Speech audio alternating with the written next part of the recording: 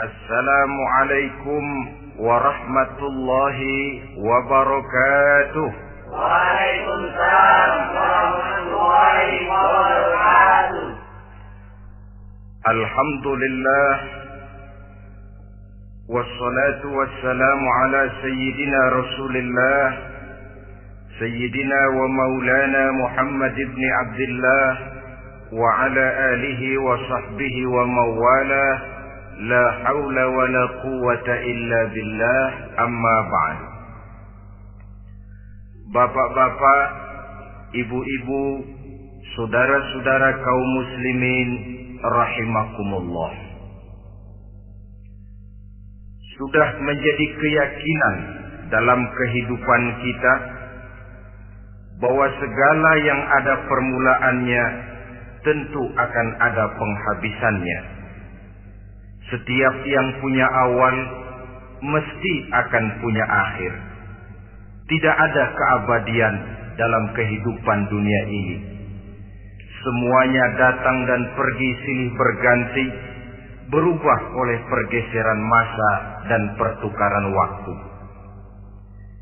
Demikianlah kalau kita mau merenungi kehidupan dari alam di sekitar kita. Sejak dari kehidupan tumbuh-tumbuhan, binatang, sampai kepada kehidupan kita, makhluk bernama manusia. Lihatlah kita manusia misalnya. Dimulai sejak kita terlahir ke alam ini, keluar dari alam rahim ibu,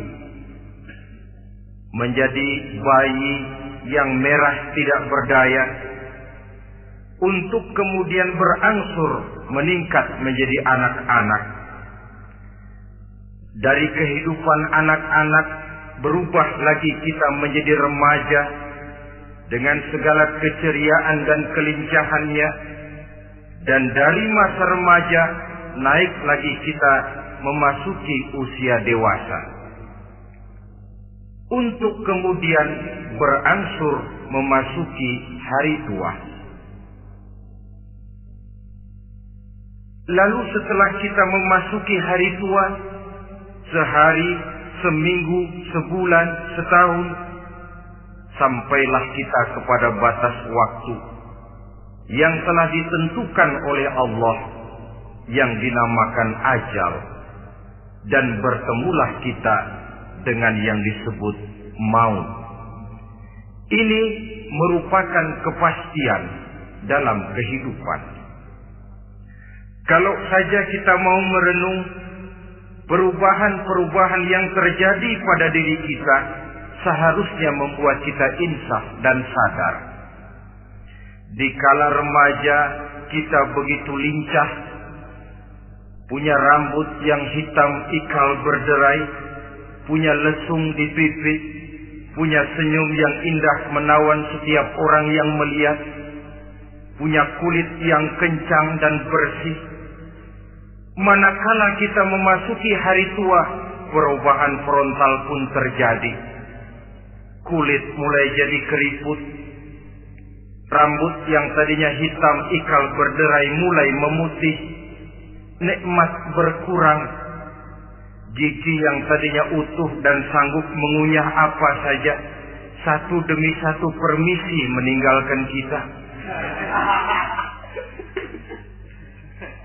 Sangat boleh jadi, dikala remaja kita senyum semua orang terpikat.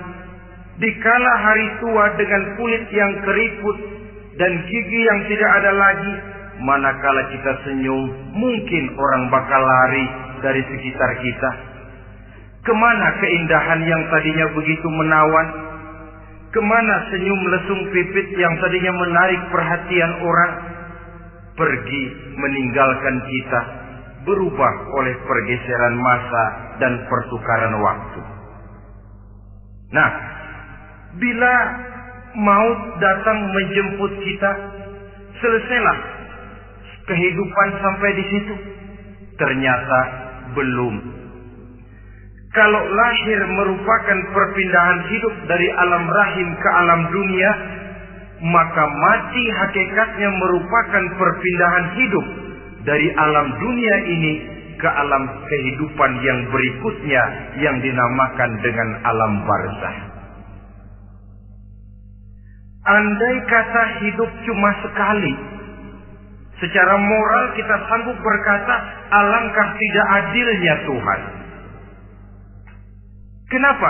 Dalam kehidupan ini kan aneka ragam terjadi. Ada orang yang zalim, ada orang yang dizolimi. Ada orang yang membunuh, ada orang yang terbunuh. Ada orang yang kaya, ada orang yang miskin. Ada orang yang jujur, ada orang yang menghalalkan segala cara. Sehingga banyak ketidakadilan yang terlepas daripada pengadilan dunia. Lalu orang pun bilang, di dunia ini katanya banyak pengadilan tapi sulit keadilan. Di dunia ini mudah mencari pengadilan tapi sulit untuk mencari ketidakadilan. Andai kata hidup cuma sekali, tidak akan ada hidup sesudah hidup yang sekarang ini. Bagaimanakah nasib mereka yang lepas dari pengadilan dunia ini? Alangkah tidak adilnya Allah, andai kata tidak ada kehidupan sesudah hidup yang sekarang. Tentulah akan terjadi di mana orang menghalalkan segala macam cara untuk mencapai tujuan. Yang penting kan saya kaya, yang penting kan saya punya jabatan dan kedudukan tinggi. Kalau perlu jilat atas, jilat atas. Kalau perlu sikut kiri kanan, sikut kiri kanan. Kalau perlu injak bawah, injak yang bawah. Ini prinsip daripada orang-orang komunis. Dan pantas karena mereka tidak percaya kepada kiamat. Pantas karena mereka tidak percaya akan adanya kehidupan sesudah hidup yang sekarang ini. Maka saya menghimbau kepada seluruhnya, kita sudah kadung menyepakati negara ini berdasarkan Pancasila. Kita sudah kadung konsensus bahwa PKI dengan seluruh ajarannya tidak punya hak hidup di bumi Pancasila yang kita cintai ini.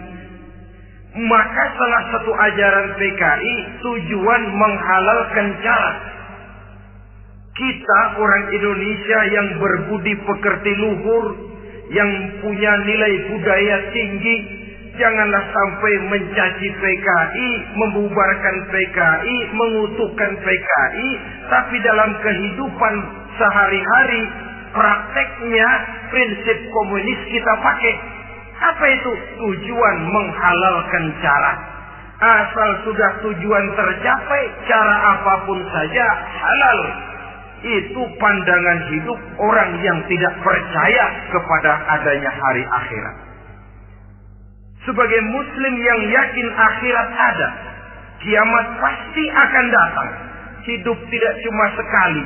Maka kalau kita zalim, kalau kita berbuat aniaya, kalau kita melakukan korupsi, kalau kita merugikan orang lain, boleh jadi kita terlepas daripada pengadilan dunia. Tapi ingatlah, kita tidak akan pernah lepas dari pengadilan Allah. Pengadilan Qadhi Rabbul Jalil, di mana kita akan diadili dengan seadil-adilnya. Dan tidak satu perbuatan yang bersifat salah, yang bagaimanapun kecilnya, yang akan lepas dari pengadilan di akhirat itu nanti. Pantas saja kalau satu hari malaikat Jibril datang menasihati Rasulullah sallallahu alaihi wasallam. Yang artinya juga menasihati kita semua. Apa kata malaikat Jibril kepada baginda Nabi? Ya Muhammad, ish ma syi'ta wa innaka mayyitun. Hai Muhammad, hiduplah semau kamu, tapi jangan lupa kamu pasti akan mati. Kalau memang dilarang tidak terlarang, dicegah tidak tercegah, kamu mau melaksanakan hidup menurut maumu sendiri, persilahkan, hiduplah menurut mau dan gayamu. Tapi jangan lupa, fa innaka mayyitun, satu saat kau pasti bakal mati.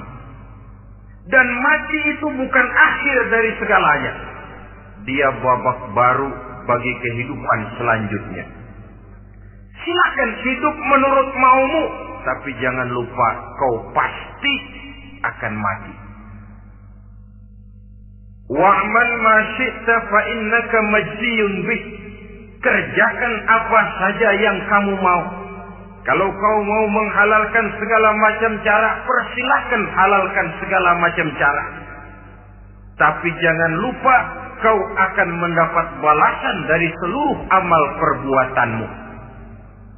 Wa ahbib ma syi'ta fa innaka mufariquhu. Dan cintailah apa saja yang mau kau cintai. Kau cintai anak istrimu, silahkan. Kau cintai harta bendamu, tafadhal. Kau cintai tanah airmu, kau cintai pangkat dan jabatanmu, persilahkan. Tapi jangan lupa, fa innaka mufariquhu.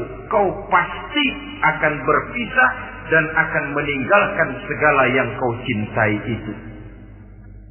Apa artinya ini buat kita? Ternyata sesudah maut datang menjemput kita, ada kehidupan sesudah hidup yang sekarang ini. Ini yang mendorong kita untuk dalam kehidupan di dunia ini tidak melakukan prinsip saenake dhewe,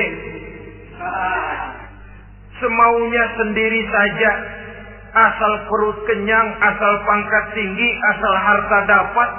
Masa bodoh dengan merugikan orang lain, masa bodoh dengan menipu orang lain.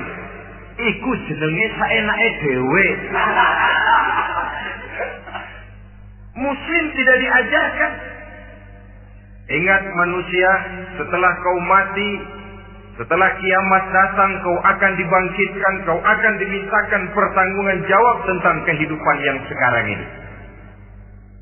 Saudara hadirin, oleh sebab itu kalau kita bicara soal kiamat, soal akhirat, ini memang masalah yang gaib, yang sepenuhnya tidak bisa dicernakan dengan kemampuan penalaran intelektual.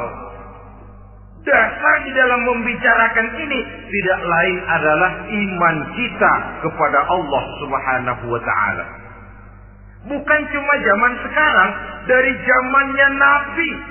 Orang itu kalau sudah bicara kiamat, bicara akhirat, ada yang ragu-ragu, ada yang menolak sama sekali. Bukan dari zaman sekarang, dari zaman dulu. Pernah kok satu saat Rasulullah itu dakwah menceritakan, saudara-saudara, akan terjadi kiamat di mana Allah akan membangkitkan manusia dari kuburnya untuk memintakan pertanggungan jawab. Ini dalam dakwahnya Nabi pidato macam itu. Apa reaksi orang?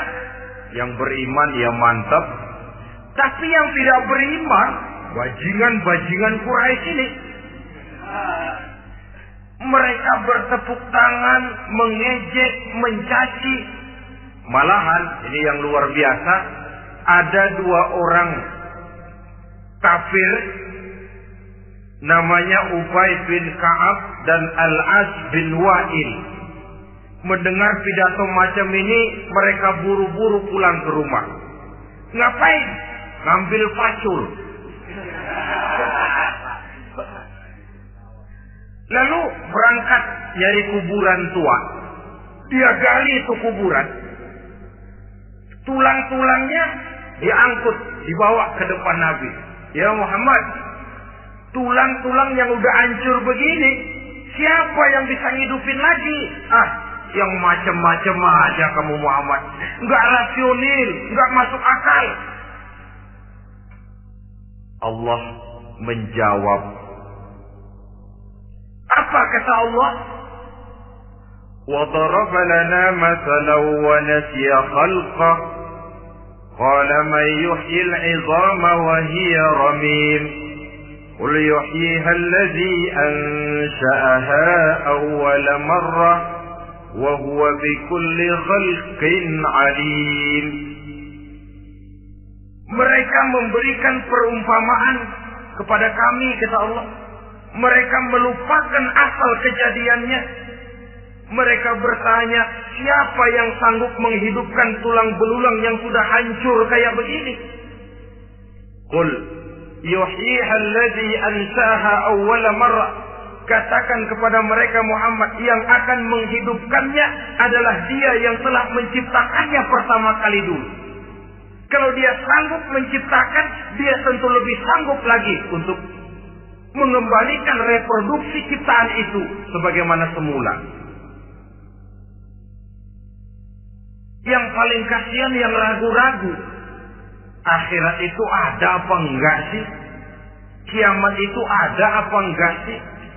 Lantaran ragu-ragu, terombang-ambing dia antara harapan dan putus asa, antara kenyataan dan idealisme.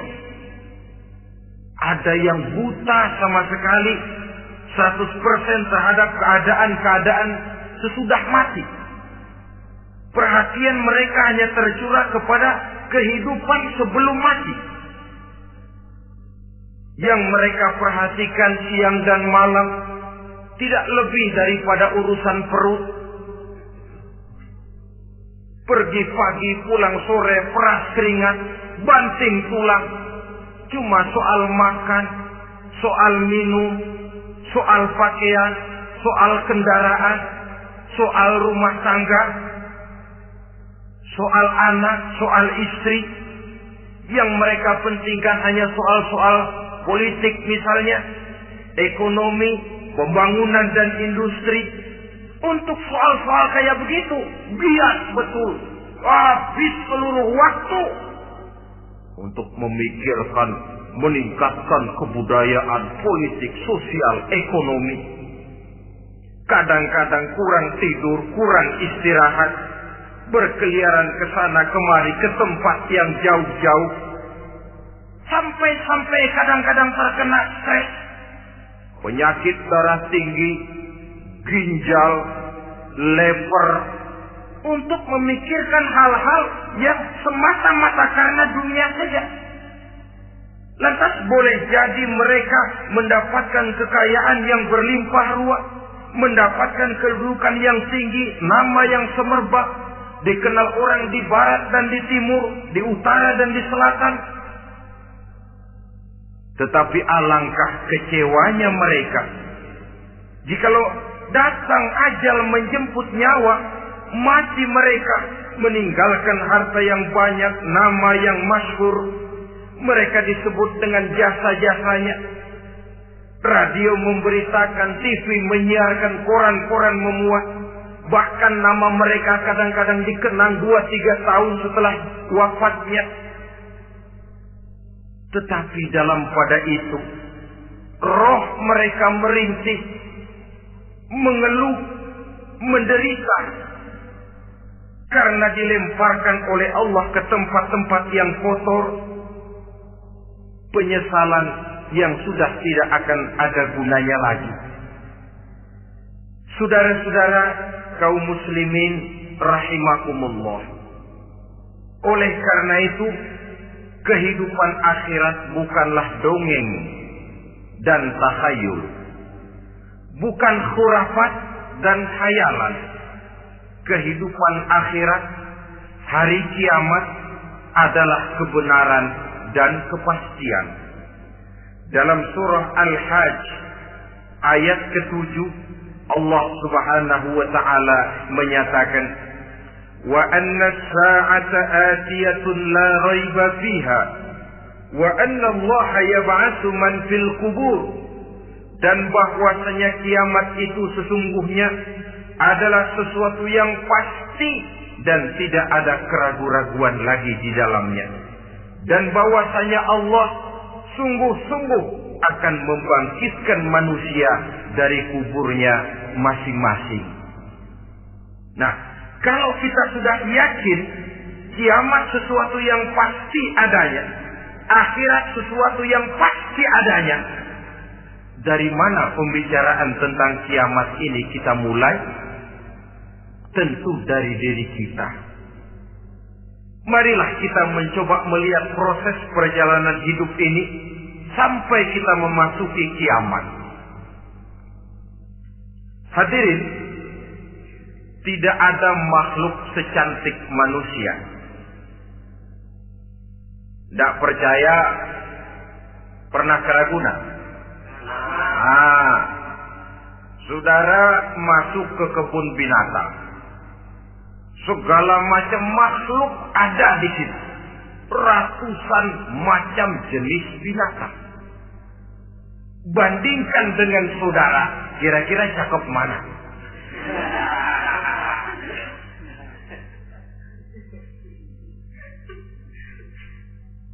Dari seluruh makhluk yang diciptakan Allah itu, manusia fi ahsani taqwim, dalam bentuk yang paling sempurna, sejak susunan biologis sampai kemampuan berpikir.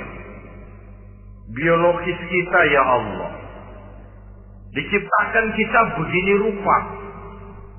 Diberikan 2 kaki untuk berjalan, 2 tangan untuk bekerja. Diberikan 2 mata, dua-duanya di depan. Pernah saudara mikir kalau mata kita yang satu di depan, yang satu di belakang? Rasanya nggak laku kacamata.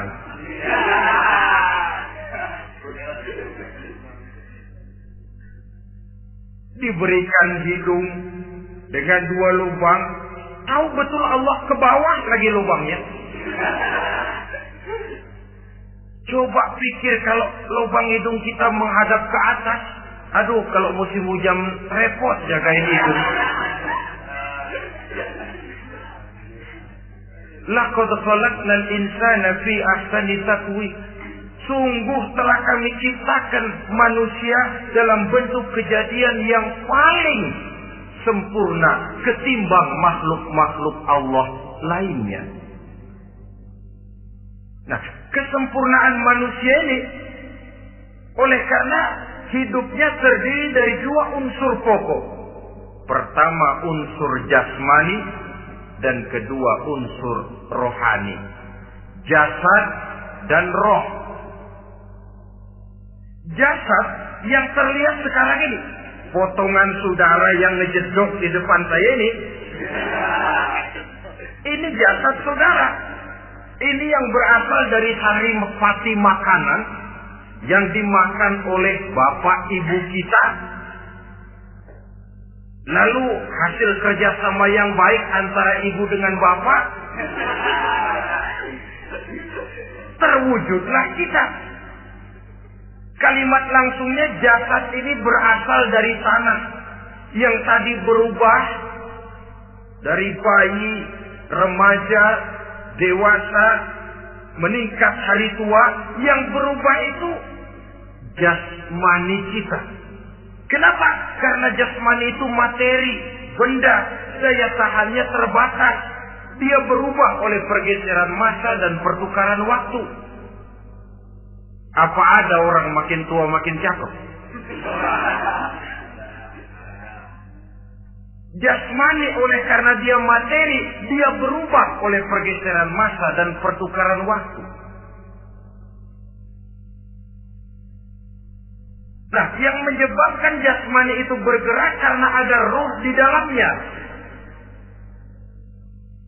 Ini yang menyebabkan kehidupan. Ini yang menjadi sumber kehidupan, pusat kesadaran dan pengertian dalam kehidupan manusia. Tanpa roh dalam diri kita, maka jasad kita pernah lihat orang mati. Itu kalau orang mati, coba perhatikan. Apanya yang kurang? Kupingnya masih ada, tapi sudah tidak sanggup mendengar. Matanya masih lengkap, tapi tidak mampu melihat. Jangankan melihat, terbuka saja tidak. Mulutnya masih ada, tapi sudah tidak bicara lagi. Telinganya cukup, tapi sudah tidak sanggup mendengar. Kakinya lengkap, tapi tidak mampu lagi berjalan. Apa penyebabnya itu? Ternyata jasmani kita, jasad ini, manakala sudah ditinggalkan oleh roh, dia tidak akan bisa berdaya apa-apa.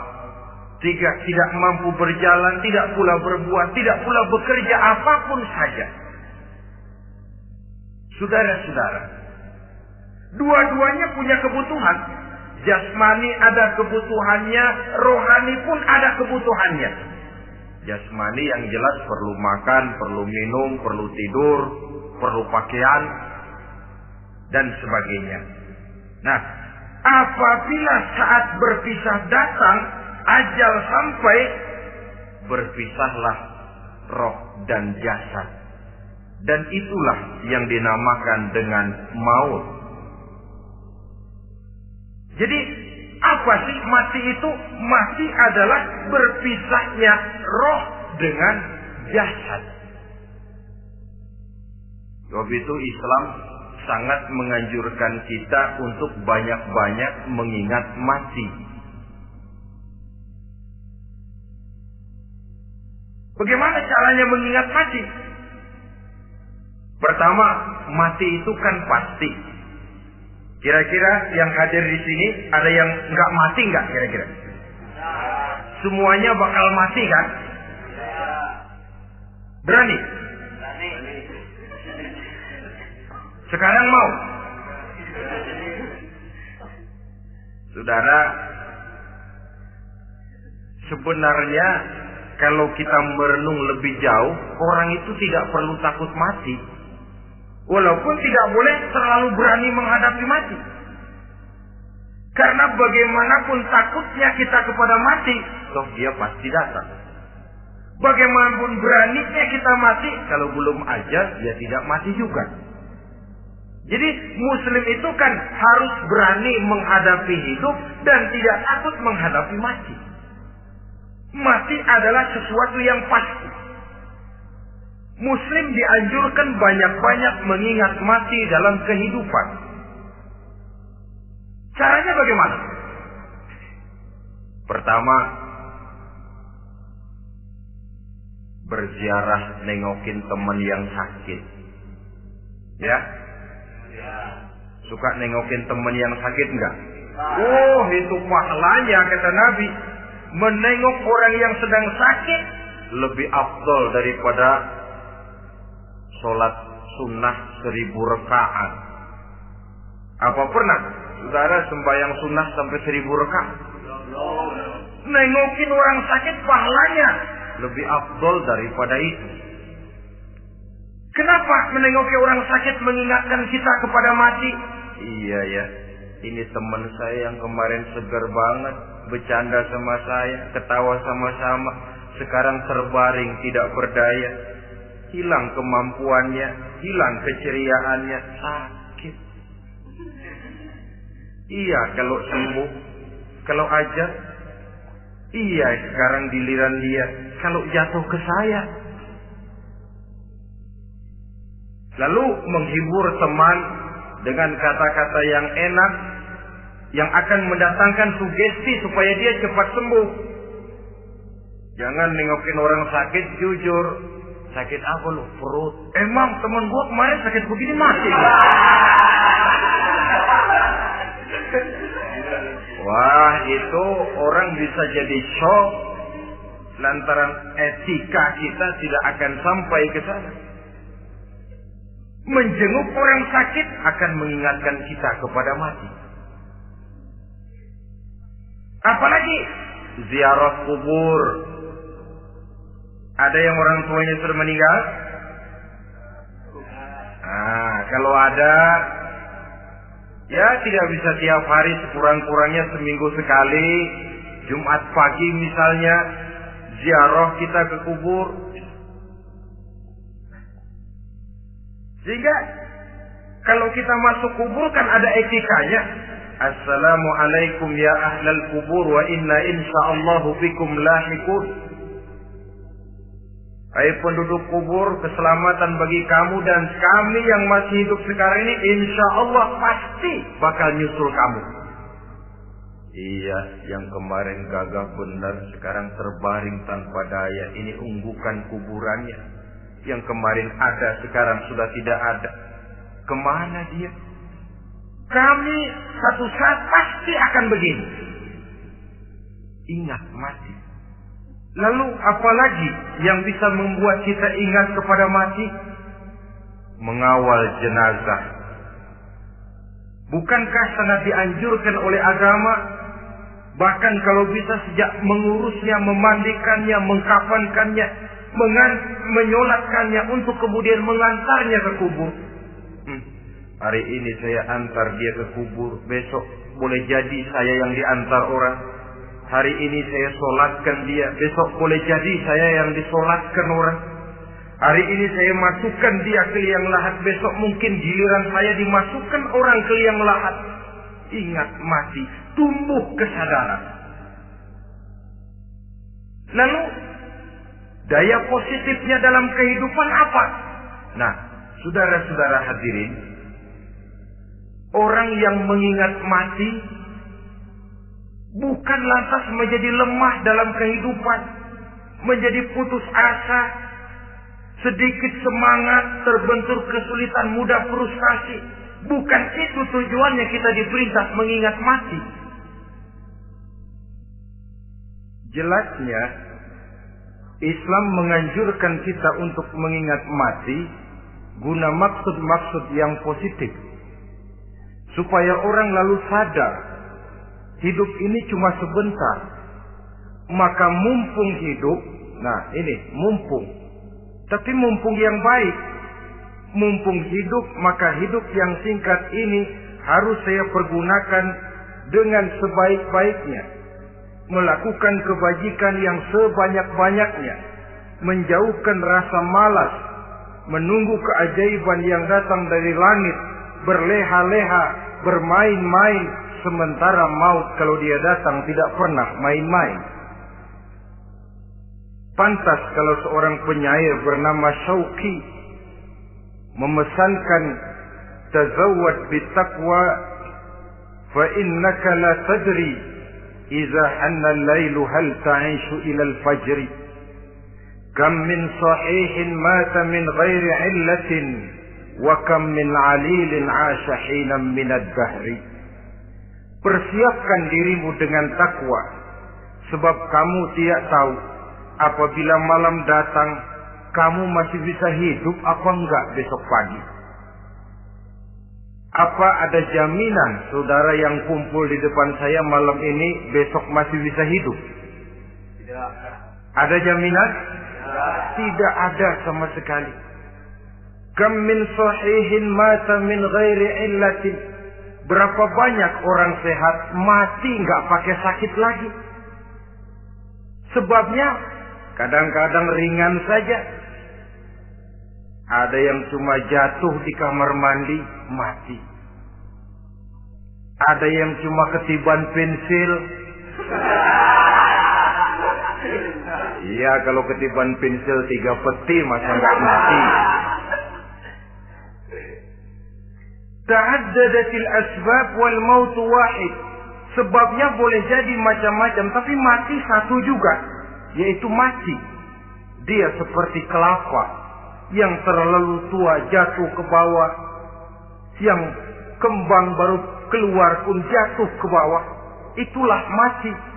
Dia datang menjemput yang bayi, dia datang mengambil yang anak-anak, dia datang juga kepada yang remaja, kepada yang dewasa, kepada yang tua sekalipun. Jangan yang remaja lalu berpikir, gua rasanya masih jauh banget mau mati. Ini sesuatu yang pasti yang kita tidak pernah diberitahu kapannya. Kalau dikasih tahu kapannya kan kita bisa, umpama malaikat maut datang ke rumah saya, saudara Zainuddin kau mati 80 tahun lagi. Wah, saya kan berhitung, masih lama, poya-poya aja dulu Tapi ini tidak pernah diberitahu kepada kita. Lantaran tidak diberitahu itulah kita perlu bersiap-siap dengan selalu mengingat-ingat mati yang mendorong kita untuk berbuat positif. Satu contoh peringatan mati yang mendatangkan positif pada peristiwa ketika turun perintah hijrah. Ketika di Mekah sudah terpepet turun perintah hijrah. Ini sahabat yang berangkat hijrah, jangan dikira semua bulat hati. Ada yang mikir, kalau saya hijrah berangkat dari Mekah ke Madinah, nanti di tengah jalan dicegat oleh kafir Quraisy lalu dibunuh, mati saya. Takut mati. Allah peringatkan, kullu nafsin za'iqatul maut. Kamu disuruh hijrah saja takut mati, padahal kamu tahu semua yang hidup bakalan mati. Diam saja di Mekah mati, hijrah ke Madinah pun akan mati. Mendengar ayat ini, Sayyidina Umar bin Khattab seperti dibakar semangatnya. Kalau sebagian sahabat hijrah sembunyi-sembunyi, beliau mau hijrah itu malah bajingan Quraisy dikumpulkan dekat Ka'bah. Pidato, ya ma'syara Quraisy, dedengkot Quraisy, dengerin. Besok pagi yang namanya Umar bin Khattab mau hijrah dari Mekah ke Madinah. Siapa yang kepengen kepalanya berpisah dengan badannya, persilahkan cegat Umar di jalanan. Besok dengan tenang dia berangkat hijrah, gak ada yang berani nyegat. Tuh Quraisy juga barangkali mikir, gua ngapain nyegat penyakit. Begitu ingat mati, timbul semangat juang, timbul semangat berbuat. Ini ingat mati yang positif, bukan yang melemahkan semangat. Dah jangan kerja rajin-rajin dah, lu bakalan mati. Ini ingat mati yang salah pasang. Ingat mati seharusnya mendorong manusia untuk berbuat lebih tekun. Allah memberikan peringatan, Qul innal mauta allazi tafiruna minhu fa innahu mulaqikum. Katakan, maut yang kamu akan melarikan diri daripadanya, yang kamu takuti benar dia pasti akan datang menjemput kamu. Saudara-saudara hadirin yang saya hormati, datangnya memang tidak kita harapkan yang namanya maut. Tapi sekali dia datang, tidak ada pintu tempat kita lari. Dia memang tidak pernah kita undang. Tapi sekali dia datang, mengetok pintu, kekuatan apa yang bisa menolak? Dia sebuah tanda seru dalam kehidupan. Apa yang menyebabkan orang takut mati? Pertama barangkali karena dia tidak tahu bagaimana kehidupan sesudah mati. Alam kubur gelap, alam akhirat gelap. Sehingga dia bingung, lantaran bingung lalu jadi takut. Yang kedua boleh jadi oleh bayangan-bayangan dosa yang pernah dia kerjakan di dunia ini. Kerjanya cuma menumpuk dosa. Dia gembira, bahagia, tertawa di atas tumpukan dosanya. Merasa segan berpisah dengan seluruh kehidupan ini. Sehingga boleh jadi maut adalah sesuatu yang ditakutkannya benar dalam kehidupan. Tapi bagaimanapun takutnya, tidak ada tempat lari dari dia. Dalam ayat lain Allah jelaskan, Aynama takunu yudrikumul mautu walau kuntum fi burujim musayyada.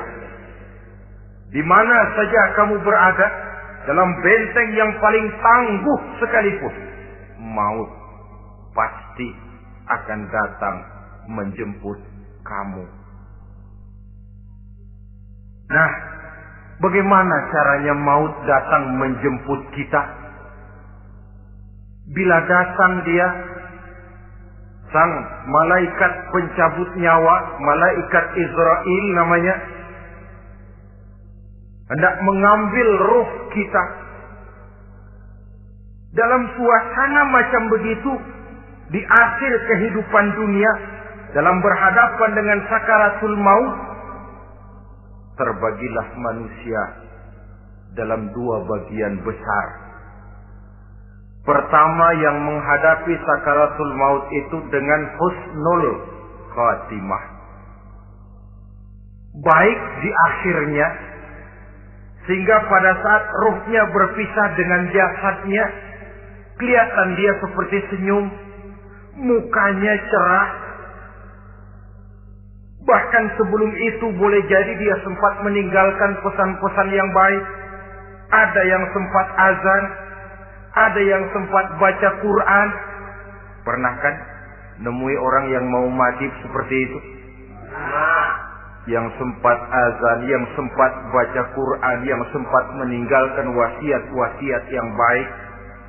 Sebab apa? Malaikat maut datang menjemput mereka juga dengan baik-baik. Dicabut ruhnya perlahan-lahan. Tapi sungguh pun perlahan-lahan. Pedihnya, sakitnya tetap tiada tara. Rasulullah Sallallahu Alaihi Wasallam, dikala beliau hendak berhadapan dengan sakaratul maut, diceritakan mencelupkan tangannya ke dalam gelas berisi air, lalu mengusapkannya ke muka beliau seraya berdoa, "Ya Allah, mudahkan saya dalam menghadapi sekarat ini." Beliau juga yang mengatakan bahwa sakitnya sakaratul maut sama dengan 300 kali bacokan pedang. Sehingga kita diajarkan doa, di antara doa selamat itu kan ada Allahumma hawwin alaina fi sakaratil. Ya Allah, mudahkan saya di dalam menghadapi sakaratul maut itu. Ketika ruh ini keluar dari jasad, mata masih mengikuti ruh itu. Jika kadang-kadang ada yang matanya terbelalak dan tidak sempat ditutup, terbuka terus, mengikuti ruh itu keluar dari jasadnya. Adapun golongan kedua, manusia yang ketika berhadapan dengan sakaratul maut mendapatkan su'ul khatimah, jelek di penghabisannya. Sekaratnya sudah setengah mati, lalu jelek juga di akhirnya, mati dalam keadaan yang tidak baik, tidak terpuji.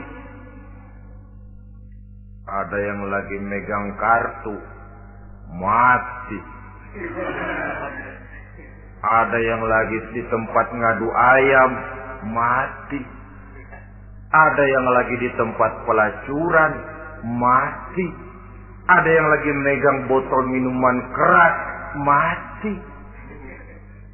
Nih barangkali malaikat maut gemes banget nariknya, lu bajingan, lu tarik terus kan. Mati su'ul khatimah. Makanya bagus itu. Kadang-kadang di majelis-majelis taklim kan sering dibaca, Ya Allah biha, Ya Allah biha, Ya Allah bihusnil khatimah. Kan ada itu? Ada enggak? Saudara hadirin, mohon agar oleh Allah kita diberikan husnul khatimah, baik di saat ruh akan berpisah dengan jasad. Ini sesuatu yang pasti. Sang malaikat maut datang menjemput nyawa. Setelah ruh berpisah dari badan, maka tinggallah sang badan. Ditangisi oleh semua yang kita tinggalkan. Sehingga kepada putrinya Fatimah, ketika malaikat maut datang hendak menjemput baginda Nabi, beliau berkata kepada anaknya, Fatimah, kamu tahu siapa yang datang? Saya tidak tahu, Bapak. Yang datang hadimul lazat. Itu dia yang menghancurkan seluruh kesenangan dunia. Wa qati'u syahwat, yang memisahkan kita dengan seluruh yang kita cintai. Dia malaikat maut, Pak. Manakala jasad sudah ditinggalkan oleh ruh, itulah yang dikerubungi orang. Anak menangis, istri menangis, orang tua bersedih, teman-teman merasa kehilangan, menangisi jasad. Diuruslah jasad kita, dimandikan sebagaimana mestinya, dikafankan dengan kain putih 3 lembar, itu yang hendak kita bawa kembali ke tempat asal kita. Pakaian sutra, jas yang mereknya Switzerland wool, kain yang Samarinda, sepatu yang Belly atau Beltoni, jam tangan yang Rolex, kendaraan yang serba mewah, tidak ada yang menyertai kita. Kain putih 3 lembar itu saja lagi. Demi setelah dikafankan, dibujurkan kita menghadap ke arah kiblat, orang banyak pun datang menyolatkan kita dengan 4 takbir, diiringi dengan doa. Lalu upacara pelepasan, berangkat kita meninggalkan anak, istri, suami, kampung halaman, tanah air, bahkan alam dunia ini. Selamat tinggal alam dan seluruh isinya. Tinggallah yang tinggal. Saya akan kembali ke tempat asal dari mana saya datang, untuk kembali mempertanggungjawabkan seluruh perbuatan saya dalam kehidupan ini. Manakala upacara pelepasan selesailah sudah, dimasukkan kita ke keranda jenazah, digotong orang, bismillah wa ala millati rasulillah, dibawa ke tempat peristirahatan terakhir katanya. Padahal dulu kalau mau kita istirahat, ke villa lah kita, ke Bali lah kita, ke Hong Kong lah kita, ke tempat-tempat tamasya yang indah. Oh, rupanya akan sampai juga perjalanan menuju tempat peristirahatan terakhir, yang luasnya tidak akan lebih dari 2 kali 1 meter. Diusung orang kita, diantarkan orang banyak. Manakala sampai ke atas liang lahat, pengusung jenazah dibuka, diturunkan kita ke liang lahat, dibaringkan. Gumpalan tanah akan jadi bantal kita. Muka dibuka, dihadapkan ke arah kiblat. Setelah itu ditutup liang lahat kita dengan kayu. Masih belum kurang, diuruk dengan tanah. Yang menguruk orang-orang yang tadinya mencintai kita, menyayangi kita. Tapi ketika jasad sudah ditinggalkan ruh, habis rupanya cintanya. Coba jasad kalau sudah ditinggalkan ruh, 3 hari aja di rumah serem. Ya mayit, siapa yang betah nemenin mayit?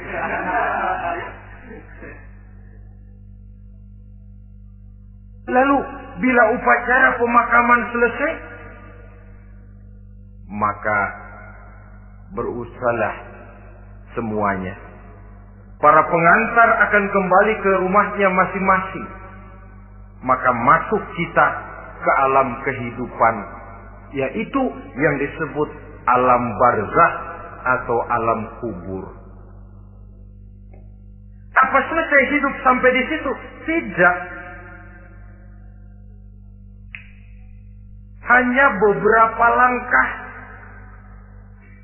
setelah yang mengantar kita pulang, diriwayatkan dalam hadis Bukhari dan Muslim, bila seseorang sudah diletakkan di kuburnya, lalu yang mengantar kembali pulang, maka roh si mayit akan dapat mendengar bunyi terompah orang yang pulang itu. Bunyi terompahnya terdengar.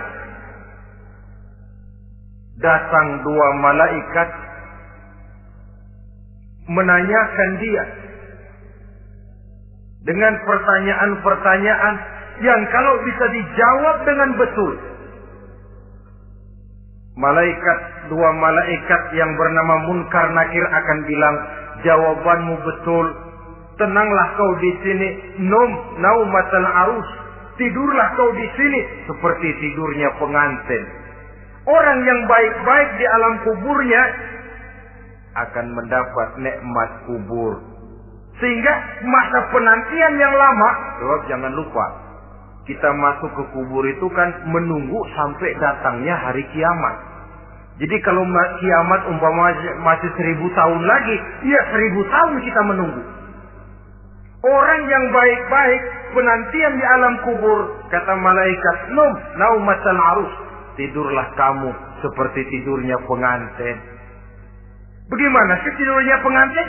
Enggak berasa. Iya, kata anak sekarang, endah aja. Begitu mendusin pagi, kata lakinya, malam sebentar bener ya Neng.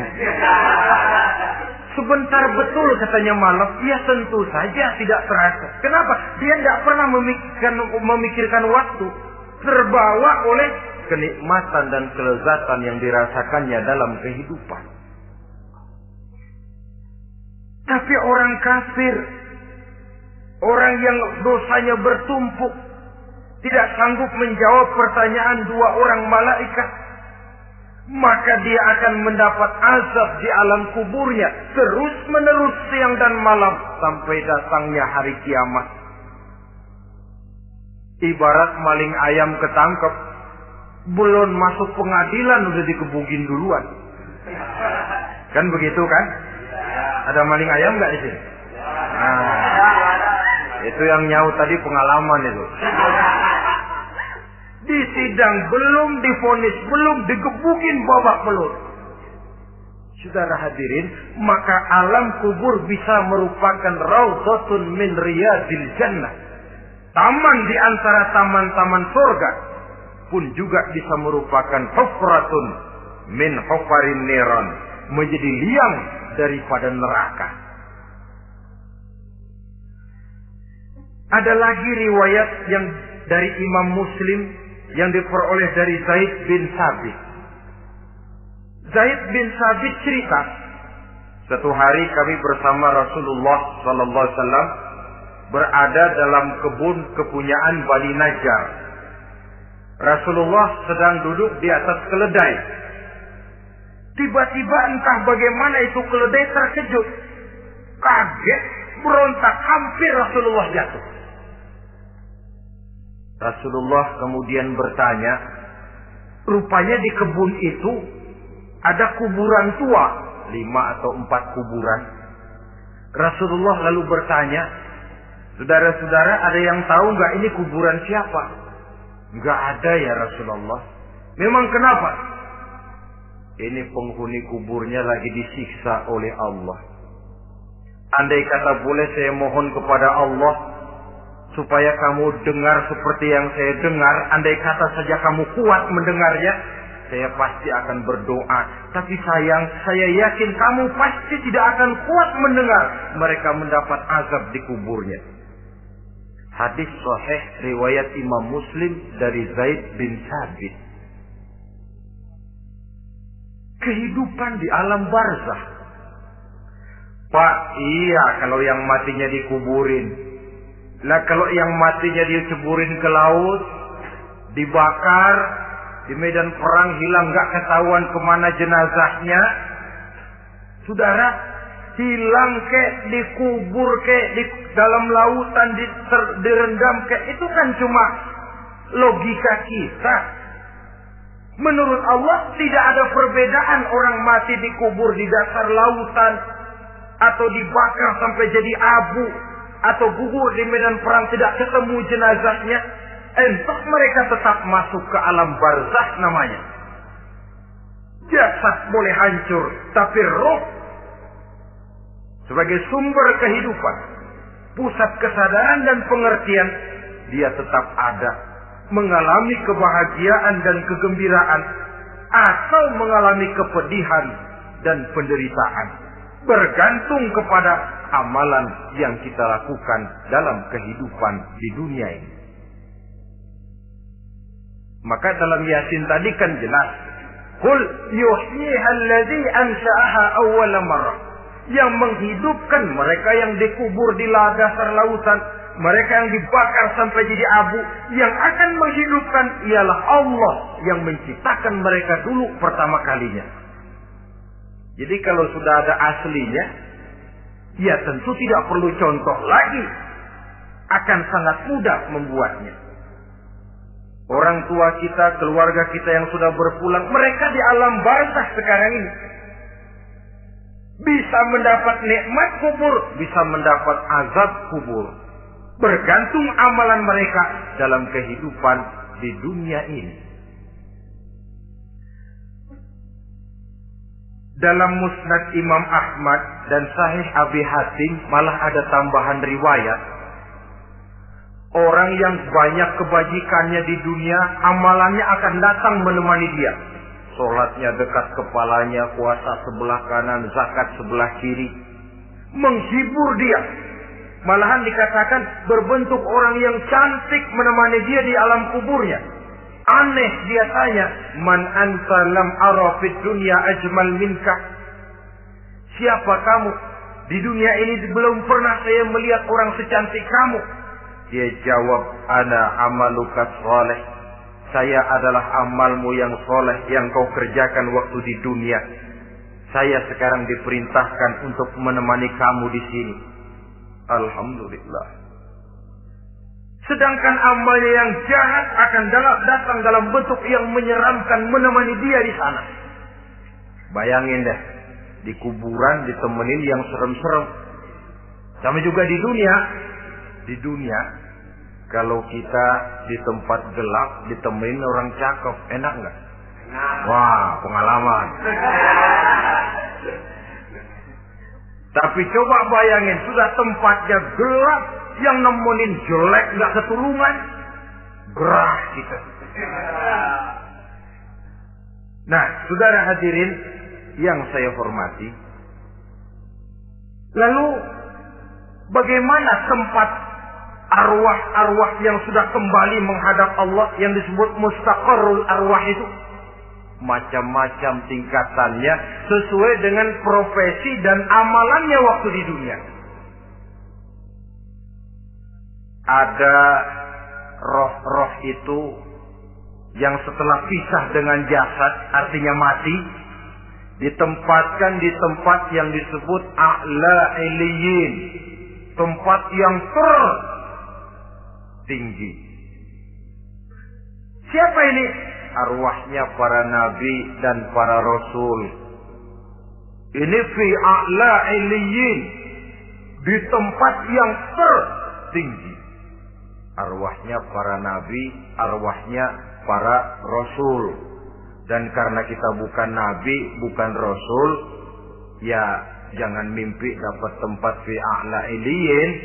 Kecuali kalau Allah menghendaki, itu hak prerogatif Allah. Tapi kan tidak adil kalau Allah melakukan itu.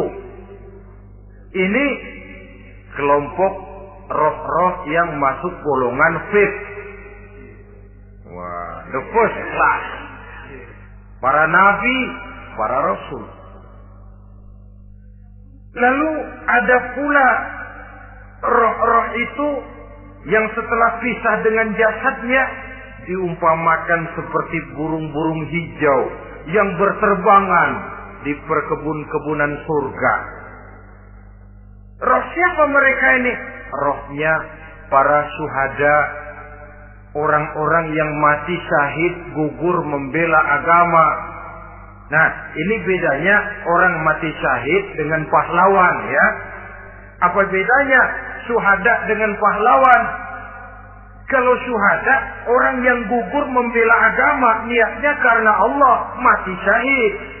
Kalau pahlawan, orang yang gugur membela negara, orang yang dianggap berjasa kepada pemerintah. Klimaksnya, kalau orang mati syahid, jelas surga. Tapi pahlawan, belum tentu surga. Kenapa? Bergantung kepada negara macam apa yang dibelanya dan pemerintah model mana yang dibelanya. Di negara-negara komunis misalnya, banyak nggak pahlawan? Dengan sekian tanda jasa yang mati di medan perang dan sebagainya. Kira-kira pahlawan komunis masuk surga nggak? Ya, kalau pahlawan komunis masuk surga, kita nggak kebagian kapling di surga barangkali. Inilah bedanya pahlawan dengan orang mati syahid. Kemudian ada pula roh itu yang tertahan di pintu surga. Tertahan di pintu surga. Ini seperti tadi, orang yang mati syahid, tapi masih ada kaitan di dunia. Rasulullah pernah ditanya orang, ya Rasul, kalau saya maju ke medan perang bela agama, mati syahid, apa saya masuk surga? Iya, masuk surga. Kecuali kata Nabi, kalau masih punya utang. Nah, tertahan di pintu surga. Ada pula roh itu yang tertahan di alam kuburnya. Ini umumnya seperti tadi itu. Ada mempunyai dosa, mempunyai kesalahan, sehingga merasakan azab kubur.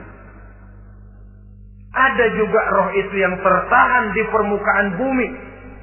Mereka yang dalam hidup selalu menumpuk dosa-dosa yang besar, meninggal sebelum keburu untuk bertaubat. Saudara hadirin yang saya hormati, inilah yang kita khawatirkan. Sebab jikalau pada saat roh sudah datang, jikalau saatnya roh datang berpisah dengan jasad, menemukan sakaratul maut, saat itu taubat sudah tidak akan ada gunanya lagi. Masuk ke alam kubur, mendapat azab kubur, sampai datangnya hari kiamat. Berapa lama di alam kubur ini? Menunggulah kita sampai datang saatnya kiamat. Nah, saudara-saudara, apa tanda-tanda hari kiamat? Kapan dia akan datang? Bagaimana hal ihwal manusia pada saat terjadi kiamat? Bagaimana alam ini? Bagaimana perhitungan di padang mahsyar? Insya Allah akan saya ungkapkan pada bagian kedua dari ceramah ini. Insya Allah kita akan lanjutkan pembicaraan ini sampai kepada terminal paling akhir, surga dan neraka. Inilah saja pertemuan kita pada kesempatan kali ini. Terima kasih banyak atas segala perhatian. Mohon maaf atas segala kekurangan. Wabillahi taufiq wal hidayah. Wassalamualaikum warahmatullahi wabarakatuh. Waalaikumsalam warahmatullahi wabarakatuh.